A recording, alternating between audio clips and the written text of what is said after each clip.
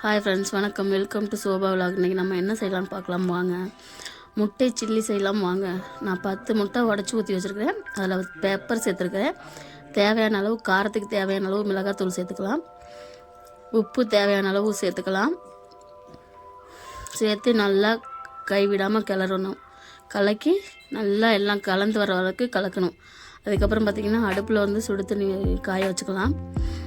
Stand ஒன்று வச்சு அது மேலே நம்ம கலக்கி வச்சுருக்கோம் பார்த்திங்களா. இதில் வந்து எண்ணெயை தடவி அந்த முட்டையை இதில் ஊற்றி நம்ம வேக வச்சுக்கலாம்.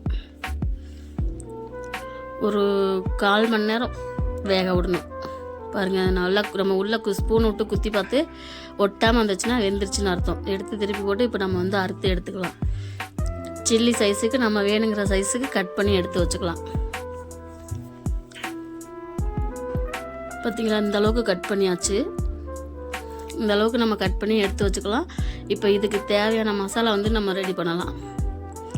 கார்ன்ஃப்ளவர் மாவு 2 ஸ்பூன், சில்லி மசாலா 1 ஸ்பூன், இஞ்சி பூண்டு பேஸ்ட்டு சேர்த்துக்கலாம், உப்பு சேர்த்துக்கலாம். போட்டு நல்லா கிளறி விட்டு கலக்கி விட்டு இப்போ நம்ம அந்த முட்டையை கட் பண்ணி வச்சுருக்கோம் பார்த்திங்களா, அதை ஒன்றா சேர்த்துக்கலாம். கொஞ்சம் தண்ணியாக இருக்க மாதிரி இருந்துச்சுன்னா கொஞ்சம் கார்ன்ஃப்ளவர் மாவு சேர்த்து பிணைஞ்சிக்கலாம். இப்போ எண்ணெய் வந்து காஞ்சிக்கிட்டு இருக்குது. என்னடா எண்ணெய் அப்படி இருக்குன்னு நினச்சிக்காதீங்க. நான் ஏற்கனவே பூரி போட்டதுனால எண்ணெய் அப்படி இருக்குது.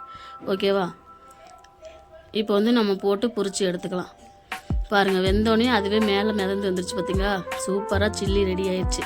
இதே போல் கண்டிப்பாக நீங்கள் ட்ரை பண்ணி பாருங்கள். பார்த்துட்டு இந்த வீடியோ பிடிச்சிருந்தா நம்ம சேனலுக்கு சப்போர்ட் பண்ணுங்கள், லைக் பண்ணுங்கள், கமெண்டில் சொல்லுங்கள் உறவுகளே. வீடியோ பிடிச்சிருந்தா கமெண்டில் சொல்லுங்கள். ஓகே, பாய்.